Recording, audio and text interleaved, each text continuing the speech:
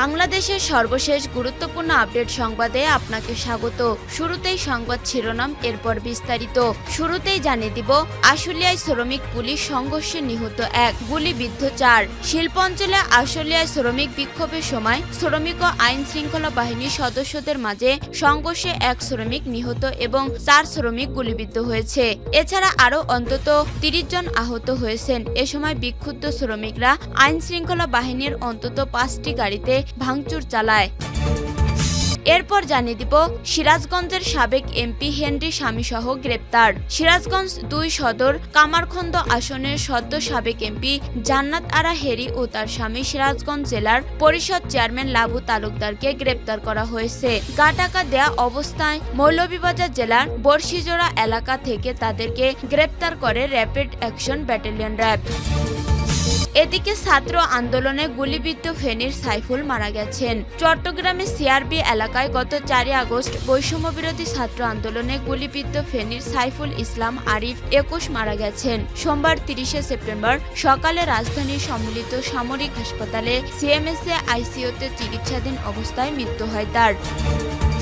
এরপর জানিয়ে দিব, সরকারি চাকরিতে বয়সসীমা বৃদ্ধির বিষয়ে কমিটি গঠন। সরকারি চাকরিতে আবেদনের বয়সসীমা 35 করার দাবিতে আন্দোলন চালিয়ে যাচ্ছে চাকরি প্রত্যাশীরা। তাদের দাবি বিষয় বিবেচনার জন্য সাবেক সচিবকে প্রধান করে একটি কমিটি গঠন করেছে অন্তর্বর্তী সরকার।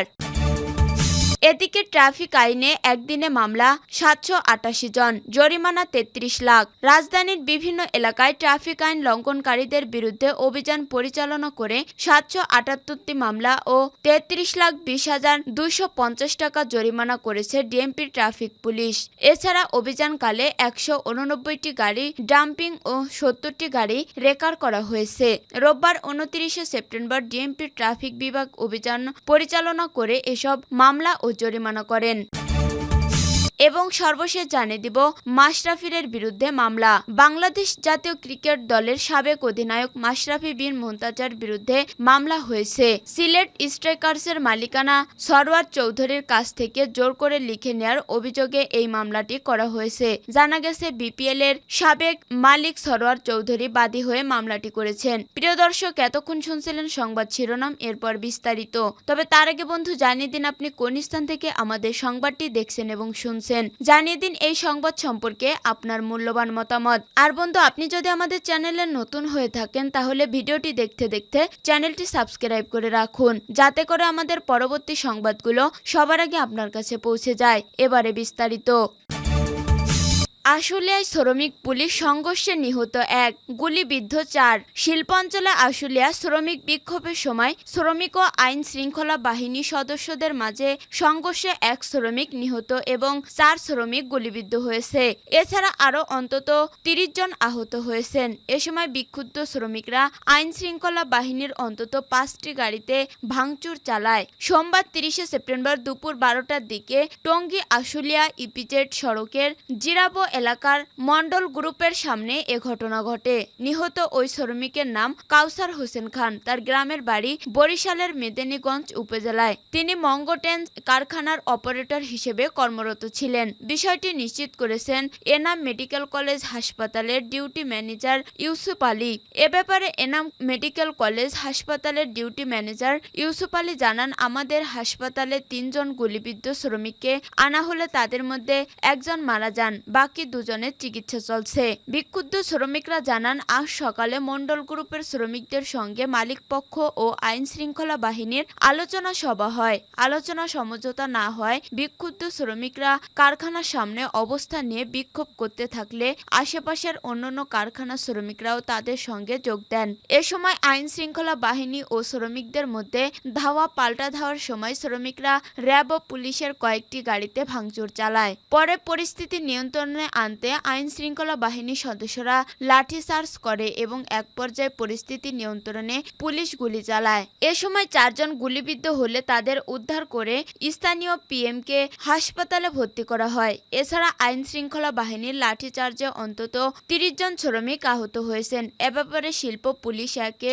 পুলিশ সুপার সানোয়ার আলমের মুঠোফোনে একাধিকবার কল করেও তাকে পাওয়া যায়নি।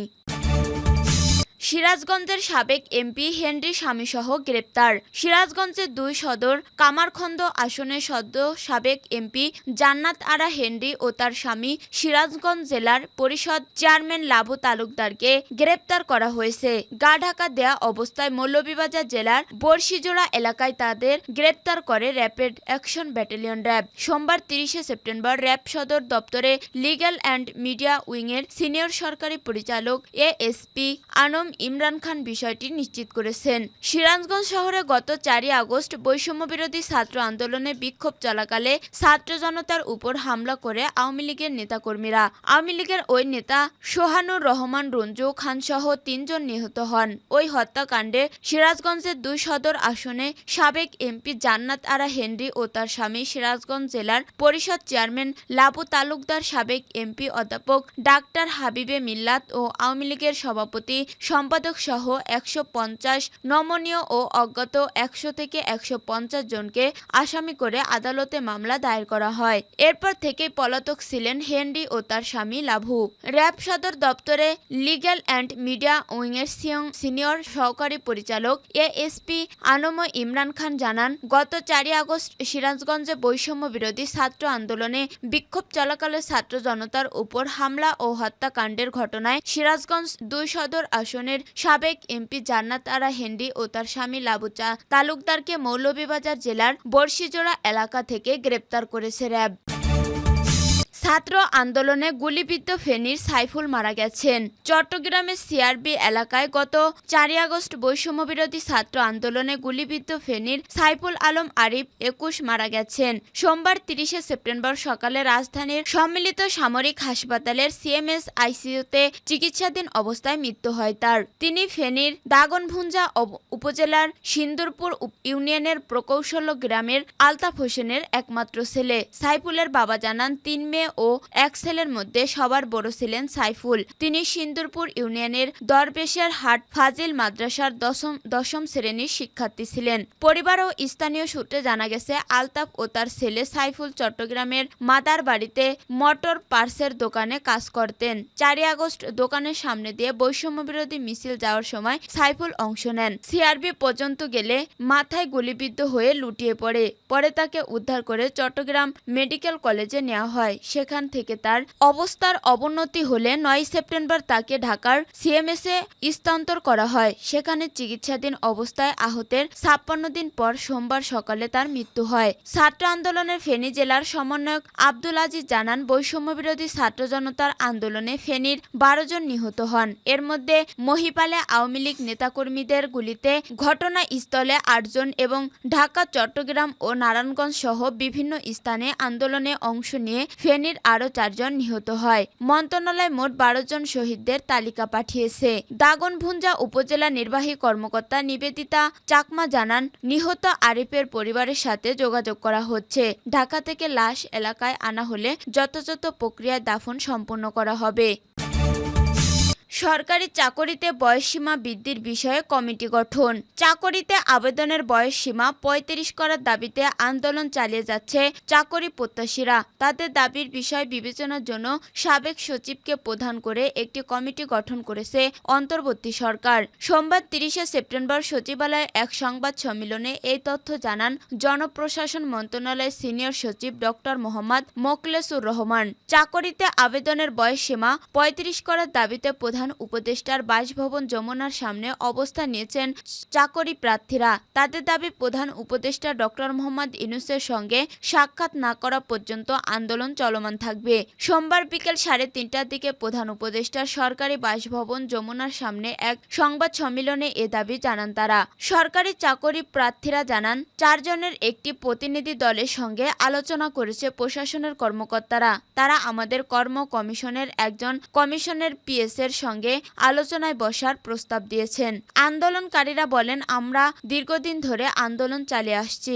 আমরা নানা জনের আশ্বাস পেয়েছি, কিন্তু কোনোদিন বাস্তবায়ন হয়নি। তাই আমরা কোনো কর্মকর্তা বা পিএস এর সঙ্গে বসতে চাই না। আমরা অন্তর্বর্তী সরকারের প্রধান উপদেষ্টা ডক্টর মোহাম্মদ ইউনূসের সঙ্গে সাক্ষাৎ করতে চাই। তারা আরও বলেন, অন্তর্বর্তী সরকারের প্রধান উপদেষ্টা ছাত্রদের পক্ষের মানুষ। জনগণের আস্থা নিয়ে তিনি রাষ্ট্রের দায়িত্ব নিয়েছেন। তার সঙ্গে কথা বললে তিনি আমাদের দাবি মেনে নেবেন।